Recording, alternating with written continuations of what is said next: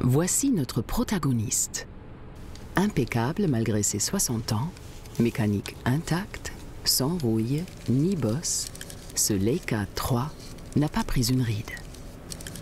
Une petite révision tous les 20 ans, et le voilà fin prêt à repartir à la chasse. La chasse aux images.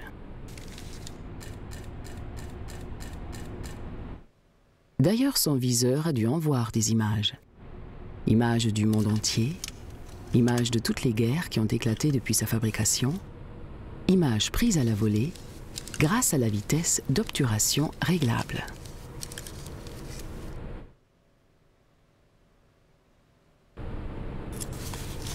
Peu importe que son déclencheur ait été poussé 500 ou 50 000 fois, le cliquettement du Leica est resté toujours aussi discret. Un bruit unique, presque inaudible, qui fait, aujourd'hui comme hier, toute la différence avec ses concurrents.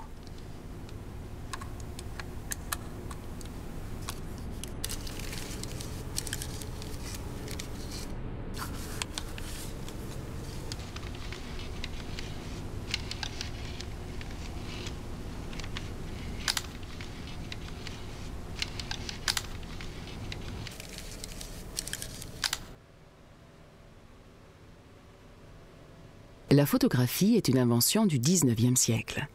Sa technologie de base a longtemps daté d'hier, et même d'avant-hier.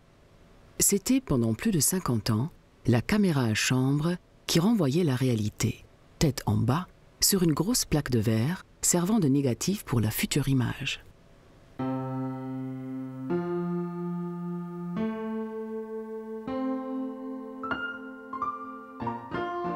Si aujourd'hui la caméra à chambre n'est qu'une pièce de musée, c'est grâce au Leica. Car pour nos grands-pères, la caméra à chambre a longtemps semblé irremplaçable, malgré la lourdeur de son boîtier, la longue durée du temps de pause et la préparation compliquée du négatif avant la prise.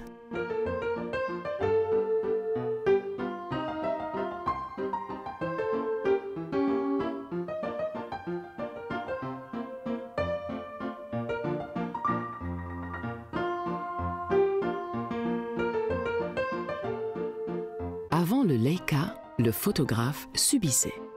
La caméra sur son pied, il attendait le temps d'exposition. Bien plus simple donc de photographier des paysages immobiles que des humains impatients. Ce n'est que grâce au Leica que le photographe pourra enfin vaincre le temps et remplir des pellicules entières d'instants éphémères avec des images qui se prennent qu'en une fraction de seconde. La photographie pourra alors devenir l'art du temps.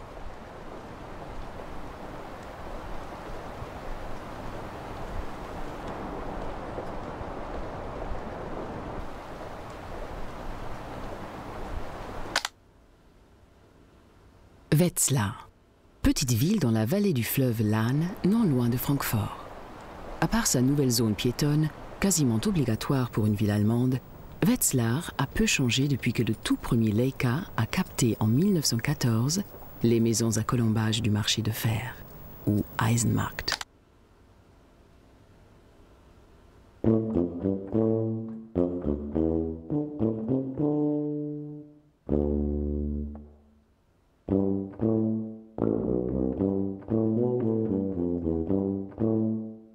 Si malgré le progrès et 2 guerres mondiales, Wetzlar n'a pas été modifié mais modernisé, il en est de même pour le Leica, dont les caractéristiques principales sont restées inchangées depuis son invention en 1914.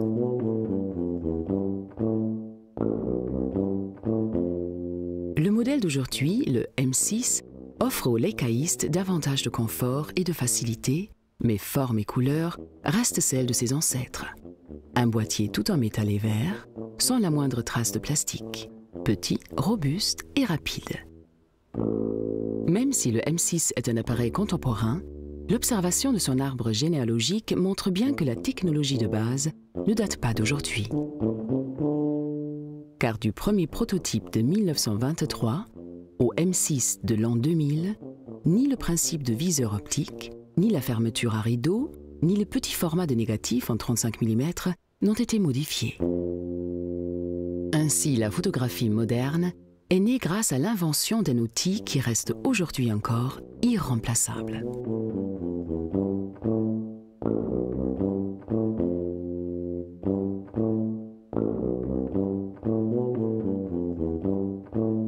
Commencé en 1914 avec le Ur Leica, le Leica d'origine, la révolution Leica a survécu à son siècle.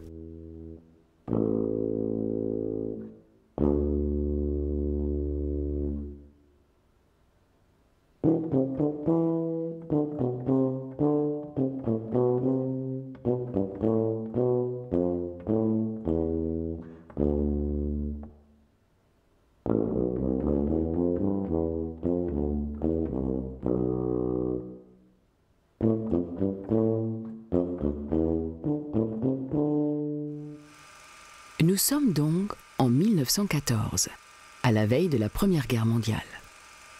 Pendant que les photographes professionnels s'encombrent encore avec leurs caméras à chambre, le cinématographe, lui, se libère de toute lourdeur. C'est lui qui va offrir à sa sœur aînée, la photographie, sa véritable dimension. À Wetzlar, le cinéaste amateur Oskar Barnack invente un petit appareil portable qui lui sert à régler l'ouverture de l'objectif de sa caméra film et qui va devenir le premier appareil à photo moderne. Oskar Barnack travaille comme chef de recherche à l'usine Ernst Leitz, célèbre pour ses microscopes et ses outils optiques de précision. De cette usine Leitz viendra le nom que porteront tous les modèles du nouvel appareil, Leica, la Leitz Camera.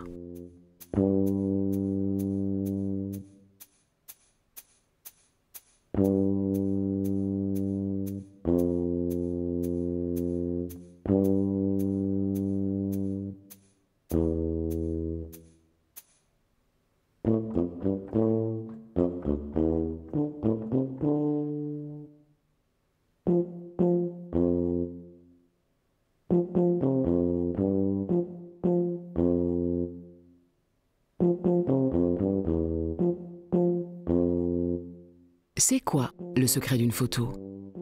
Pour obtenir une image nette, les faisceaux lumineux captés par l'objectif doivent, après réfraction par la lentille, se réunir dans un seul et unique plan, celui du négatif.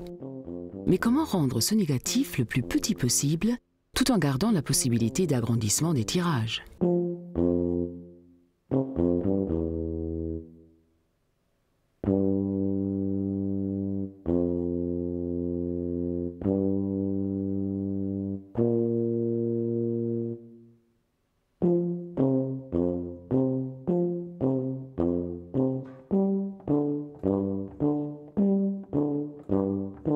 Notre cinéaste amateur, Oskar Barnack, va trouver la réponse en inventant le Leica qui fera le tour du monde grâce à un industriel, Ernst Leitz.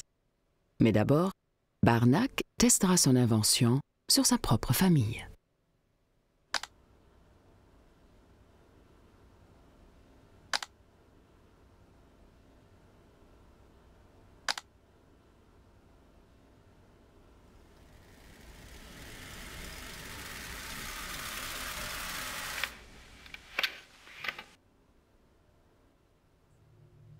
Le cinéma, c'est le temps en mouvement 24 images par seconde.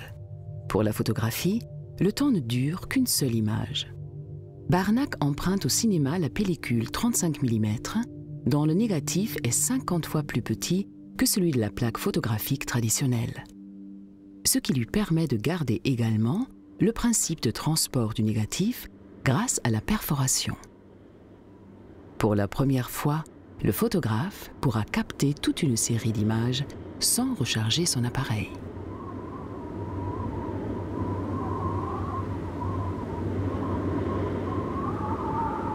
Toujours en 1914, le Leica, petit et solide, accompagne son inventeur Oskar Barnack à bord d'une autre révolution de l'époque, le Zeppelin.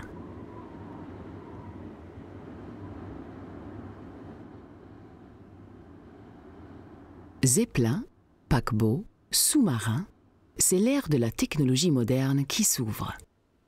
En cette même année 1914, Ernst Leitz Jr. emprunte à Barnack son Leica et part à la conquête du Nouveau Monde où se joue à l'époque le destin de toutes les innovations industrielles. Son but ? Essayer et présenter à New York, ville du futur, une technologie futuriste.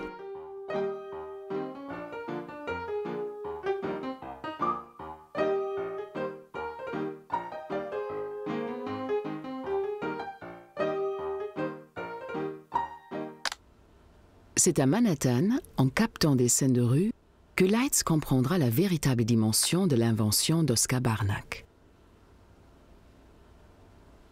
Mais il n'aura pas le temps de la présenter aux professionnels américains, car en Europe se déclenche la Première Guerre mondiale.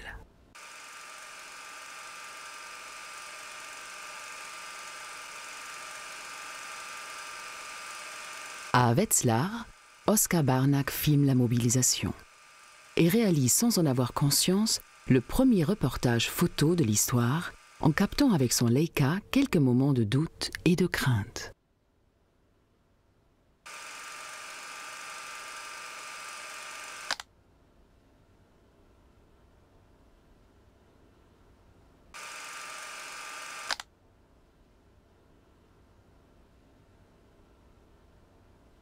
Au même moment, une caméra à chambre traditionnelle enregistre pour la photo officielle un personnage lui-même symbole d'un passé désormais révolu.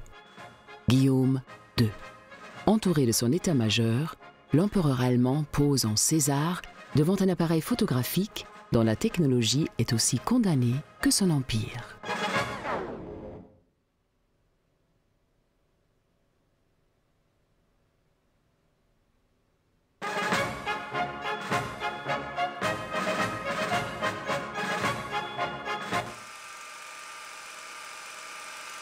Après la défaite militaire, le déluge. Barnack réalise pendant l'hiver 1919-20 son deuxième reportage en film et en photo. Cette fois sur l'inondation de la ville de Wetzlar par le fleuve Lahn.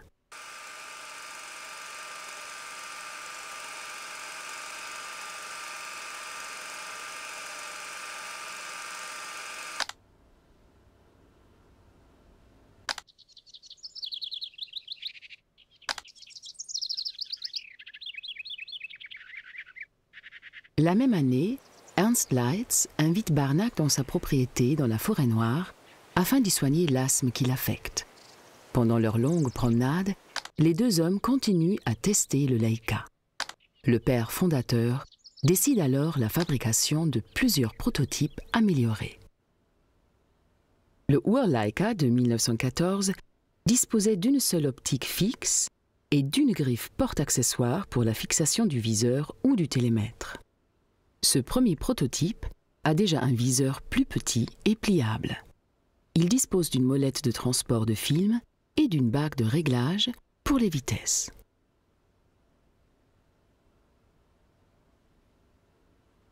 Et voici le Leica 1, avec viseur optique.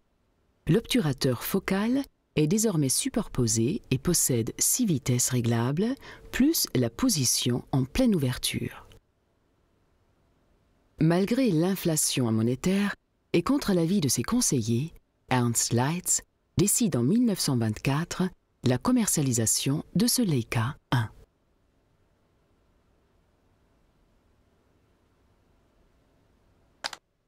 Le Leica fait vite sensation, surtout à cause du principe de transport de film par perforation et à cause du système d'obturateur à fente qui fonctionne comme un rideau et garantit l'exposition parfaite du négatif sur toute sa surface.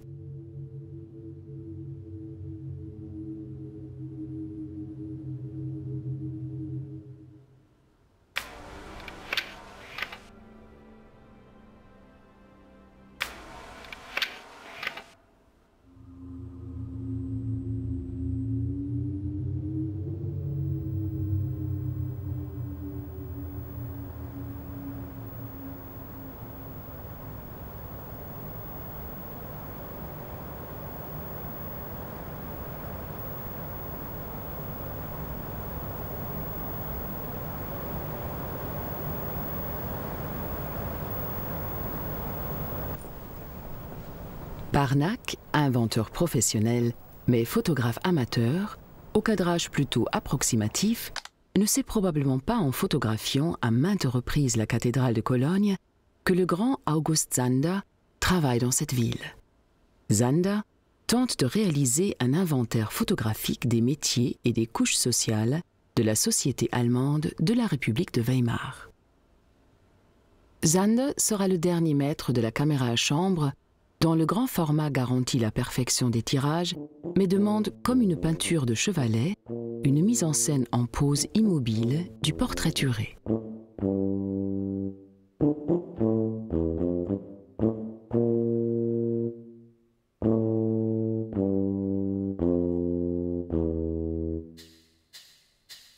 Ce n'est donc avec l'introduction du Leica que la photographie deviendra le média de la spontanéité qu'il est encore aujourd'hui. En perdant son pied, l'appareil photo permet enfin de capter la cible en mouvement. La chasse à l'image peut commencer.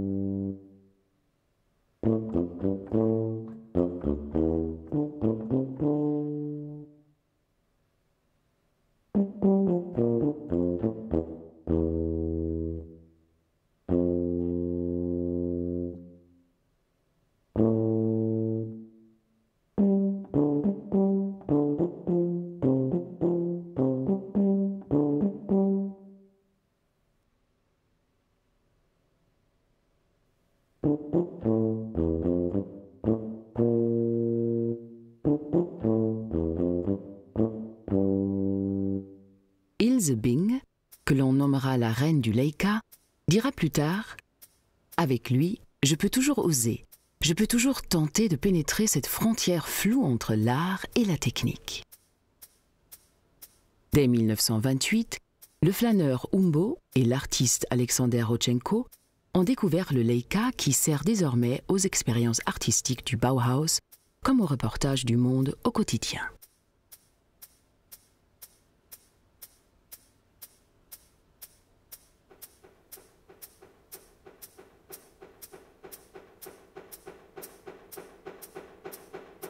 En 1939, quand la Deuxième Guerre mondiale éclate, le Leica est présent sur tous les fronts.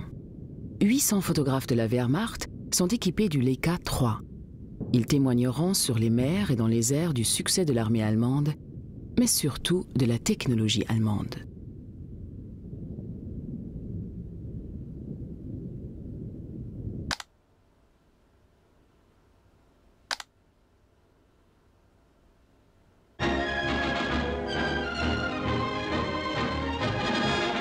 Werke in Wetzlar fabrizieren wieder die weltbekannten Leica-Kameras, Mikroskope und sonstige wissenschaftliche und medizinische Instrumente.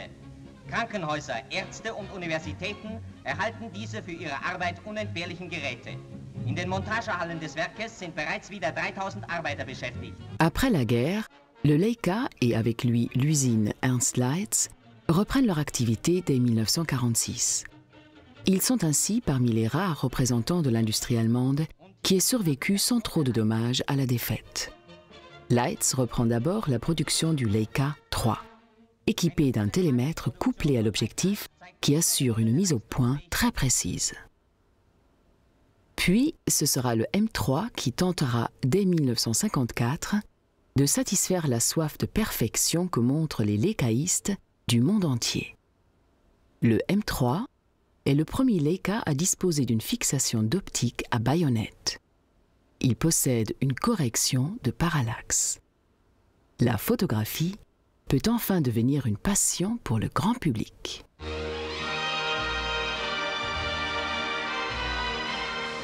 Déjà à l'époque, la Photokina de Cologne est le premier rendez-vous mondial des professionnels. Y sont présentés aux revendeurs du monde entier toutes les innovations importantes de l'industrie optique.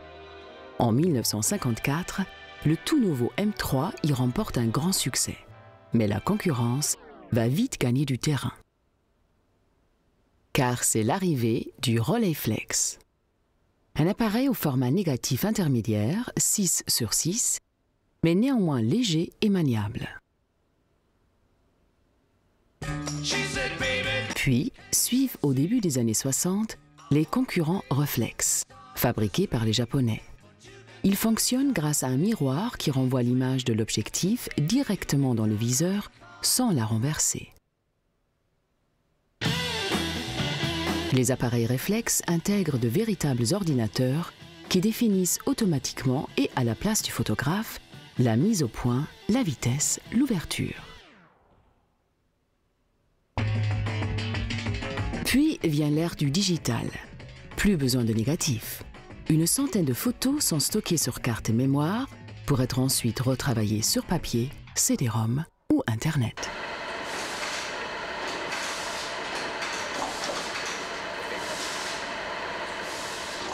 Devant tous ces progrès, le Leica est-il encore d'actualité?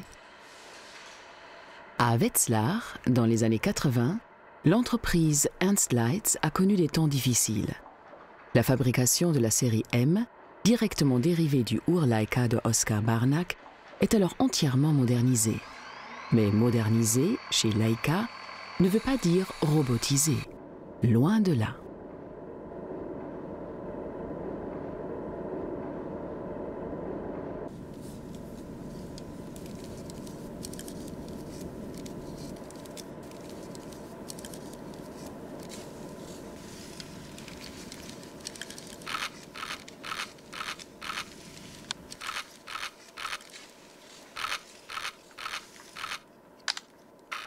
La philosophie du Leica M d'aujourd'hui a aussi peu changé que ses principes technologiques.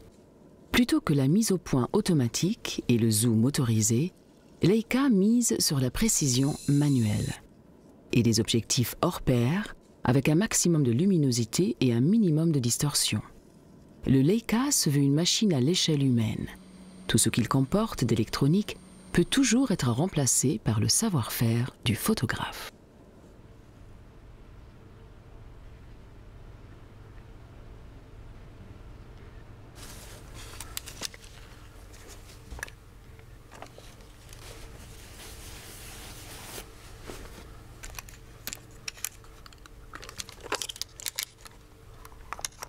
Si la photographie est vraiment une chasse aux images, le photographe doit être attentif comme un chasseur.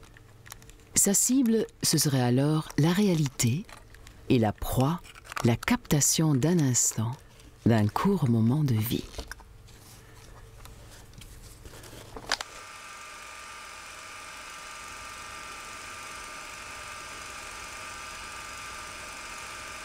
C'est Henri Cartier-Bresson, le leicaïste le plus célèbre du siècle, qui a le premier comparé son Leica à l'arme du tireur à l'arc dans l'exercice du bouddhisme zen japonais.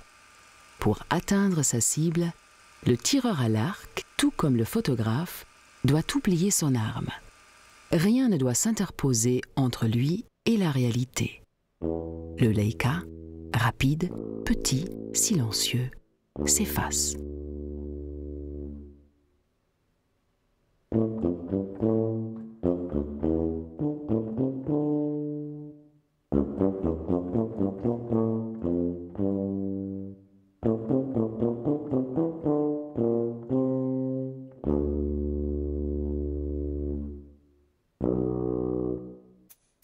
Grâce au Leica, l'arme du chasseur se fait oublier. L'art est dépouillé de son art, le tir cesse d'être tir, le photographe peut atteindre sa cible, pour s'atteindre lui-même.